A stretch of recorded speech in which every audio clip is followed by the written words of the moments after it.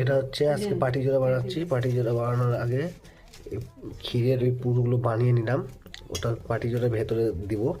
তার জন্য এটা লম্বা লম্বা করে এটা বানিয়ে নিলাম এখানে। তখন প্লেটের মধ্যে রাখছি।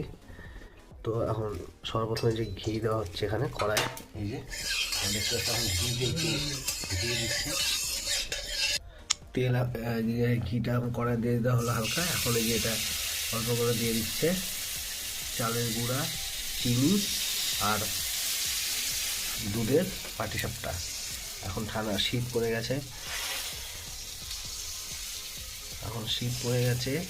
তার জন্য এখন পাটিসাপটা খেতে হবে। পিঠের দিন চলে আসছে, পিঠাপুলির দিন, পৌষ মাস। দেখতেই পাচ্ছ গরম গরম শীতের মধ্যে এখন পাটিসাপটা খাবো। এখন সন্ধ্যাবেলা, সন্ধ্যার টিফিন আজকে এটা পাটিসাপটা।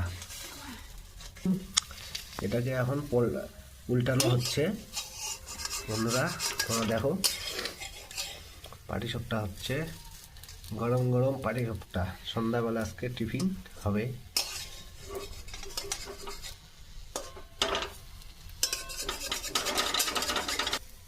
একদম সেই বিশাল মোটা।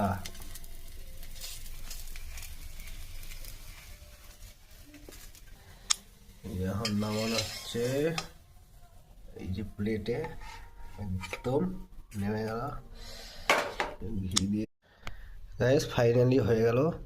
এই যে মোটামুটি 6-7টা এখানে ভাজা হয়েছে। এখন টিফিন হবে। এই যে দেখতেই পাচ্ছ প্লেটে ভর্তি গরম গরম।